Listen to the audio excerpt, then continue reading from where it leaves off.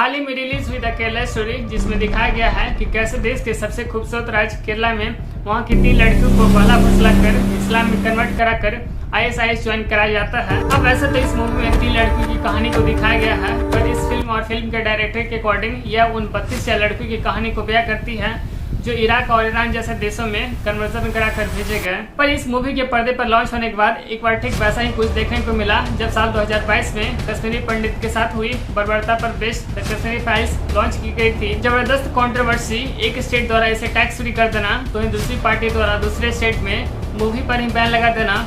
आइए दोस्तों, आज की इस वीडियो में जानने का प्रयास करते हैं कि क्या है इसके पीछे की असली कहानी, कितनी सच्चाई है इस 32,000 के इस आंकड़े में। आइए जानते हैं। The West Bengal government has decided to ban the movie The Kerala Story. Tell me, when exactly you joined ISIS?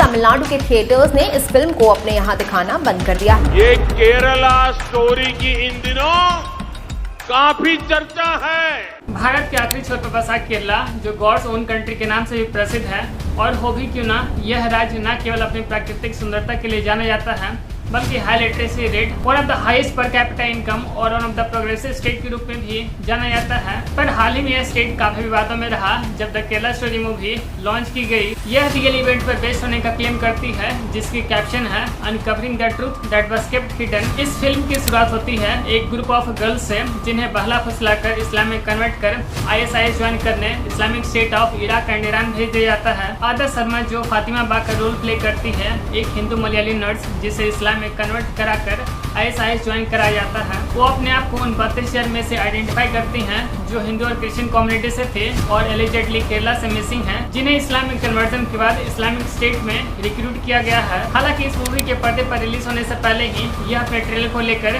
Controversy में रहा, और जब 32,000 के आंकड़े पर कंट्रोवर्सी बढ़ने लगी तो फिल्म के ट्रेलर के डिस्क्रिप्शन बॉक्स से इसे चेंज करके 3 कर दिया गया। केरला के चीफ मिनिस्टर पिनाराई विजयन ने द केरला स्टोरी के मेकर्स को फटकारते हुए कहा कि एक नजर में यह मूवी कम्युनल पोलराइजेशन को बढ़ावा देने और स्टेट के अगेंस्ट हेट फैलाने की कोशिश दिखाई पड़ती है। उन्होंने कहा कि प्रो एजेंसीज, कोर्ट और होम मिनिस्ट्री द्वारा लव जिहाद के इश्यूज को रिजेक्ट करने के बाद भी इसे केरला से जोड़ा जा रहा है ताकि दुनिया के सामने केरला को बदनाम किया जा सके। दोस्तों, इससे पहले कि हम आगे इस वीडियो में बढ़ें, हम आपसे कहना चाहते हैं कि अगर आपको हमारा काम पसंद आता है, आपको हमारी वीडियोस अच्छी लगती है, तो प्लीज हमारे चैनल सचिन एन को जरूर सब्सक्राइब कीजिए ताकि हमें और अच्छी वीडियोस बनाने की मोटिवेशन मिले।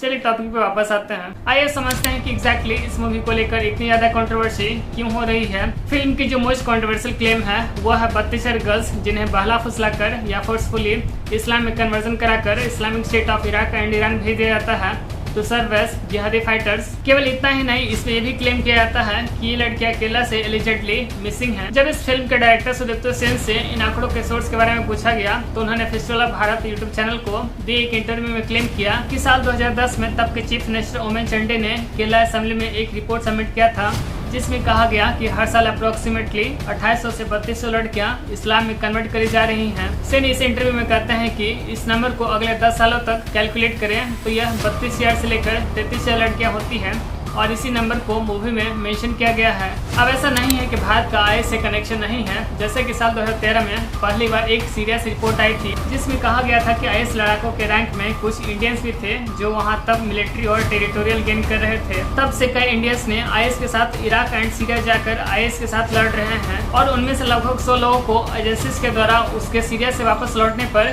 या फिर IS ज्वाइन करने की तैयारी करते समय उसे अरेस्ट किया गया। कुछ को IS से इंस्पायर होने के बाद इंडिया में अटैक की तैयारी करते समय भी अरेस्ट किया गया। साल 2019 में तब के minister of state for home affairs G Kishan Reddy ने पार्लियामेंट में एक रिटन रिप्लाई में बताया था कि नेशनल इन्वेस्टिगेशन एजेंसीज यानी NIA और स्टेट पुलिस फोर्सेस ने ISIS ऑपरेटिव्स और सिंपैथाइजर्स के अगेंस्ट केस रजिस्टर किया है और पूरे देश से 155 एक्यूज्ड को अरेस्ट भी किया गया है। साल 2019 की ऑब्जर्वर रिसर्च ऑर्गेनाइजेशन की एक रिपोर्ट में कहा गया कि एनालिस्ट ने भारत को इस्लामिक स्टेट के लिए फॉरेन फाइटर्स की रिक्रूटमेंट के लिए एक फर्टाइल ग्राउंड बना था। हालांकि देश से बस गिने चुने लोगों ने ही IS ज्वाइन की, जिसने ऐसे एनालिस्ट को गलत साबित कर दिया। एक US state department department report जिसकी टाइटल थी country report on terrorism 2020 India. इसके अकॉर्डिंग 2020 तक ISIS से एफिलिएटेड 46 नॉन इंडियन ओरिजिन के फाइटर्स थे। हालांकि इतने कम इंडियंस के बावजूद इंटेलिजेंस एजेंसीज के अकॉर्डिंग इनमें से 90% लोग साउदर्न इंडिया से थे। ORF की रिपोर्ट में कहा गया कि IS में शामिल होने वाले में से मेजोरिटी ऑफ लोग केरला स्टेट से थे। जैसे कि इससे जुड़े देश भर के 180 से 200 केसेस में 40 लोगों का इसी राज्य से कनेक्शन था। रिपोर्ट ये भी सजेस्ट करती है कि IS ज्वाइन करने वाले केरला के ज्यादातर लोग गल्फ कंट्रीज में काम कर रहे थे या फिर IS की एक्सट्रीम आइडियोलॉजी से जुड़े होने के बाद वापस भारत लौटे थे।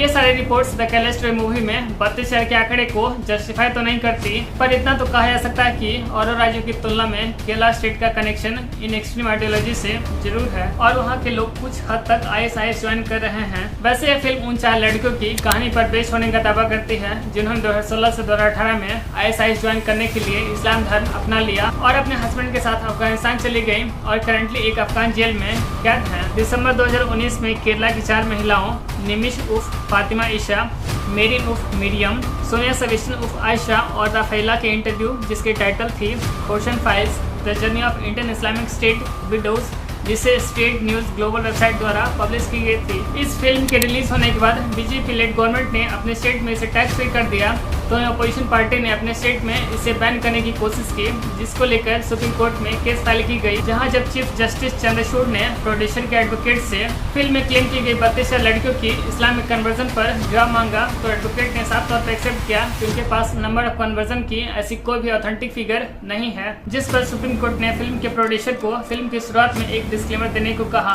कि यह मूवी एक फिक्शनलाइज्ड अकाउंट पर बेस्ड है और इसमें दिखा गया 32 लड़कियों की कन्वर्जन और कोई और फिगर को प्रूफ करने के लिए कोई ऑथेंटिक डेटा नहीं है। साथ ही कोर्ट ने वेस्ट बंगाल और तमिलनाडु गवर्नमेंट द्वारा इसे बैन करने पर स्टे लगाते हुए साफ तौर पर क्लियर किया फिल्म की स्क्रीनिंग को केवल इसलिए नहीं रोका जा सकता है या फिर इस पर बैन लगाया जा सकता है क्योंकि इसके स्क्रीनिंग से प्रोटेस्ट हो सकते हैं। सो दोस्तों, आज की वीडियो में बस इतना ही। आपका क्या टेक है द केरला स्टोरी मूवी को लेकर नीचे कमेंट सेक्शन में जरूर लिखिए। चलिए मिलते हैं एक नए वीडियो के साथ, तब तक के लिए अपना ख्याल रखिए। Take care.